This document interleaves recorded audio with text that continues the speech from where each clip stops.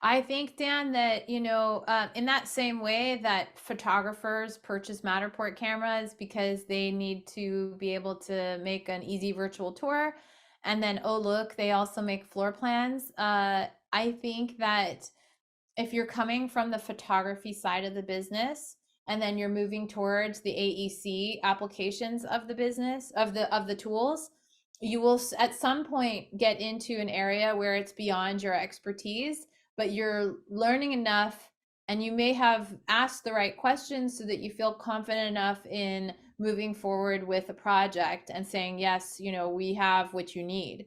If you're coming from the AEC side instead, and then you have a BLK or higher, your Faro with a Faro system or Trimble or one of these guys, and you're moving towards a Matterport camera, you may also get uncomfortable as well, but at least you would have that sort of knowledge of the level of detail in a way that you could talk as an expert about what we're missing if we are going in that direction.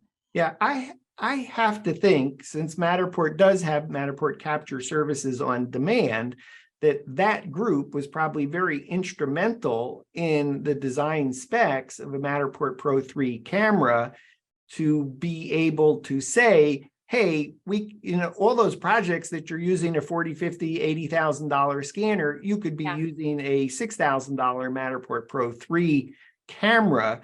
And the level of detail is good enough for your use case. And so yeah, but sorry to cut you off, but I think here's the other thing. The other side of that is that, for example, when working with the iGuide folks on their camera system, which is also LiDAR versus infrared, they are also based in Canada. And one of the things that I learned about Canadian laws was that if your floor plan and the measurements that you're using are more than 2% off, then you are liable for that.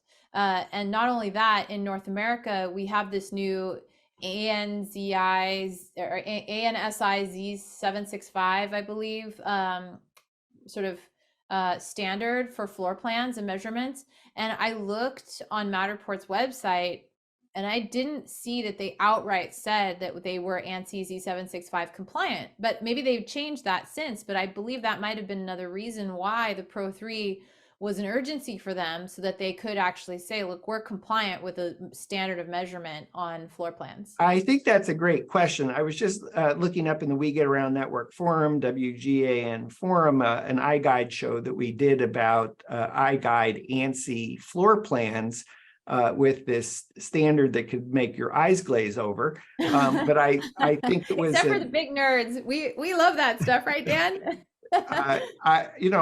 I'm thankful that Planetar iGuide marketing manager Chris White took the time to help us understand this ANSI compliant 2D floor plans. And I've never heard Matterport. I don't believe I've read anything anywhere on a Matterport website that's addressed ANSI standards. So I Googled it, I searched their website for it some time ago and I didn't see it. And this was around the time where the standard was rolled out, or where it was a thing that I was thinking about often, especially because we started doing a lot of Kubicasa floor plans and theirs are compliant. And so that was one of the reasons why I sort of started favoring the Kubicasa floor plans, especially because of that.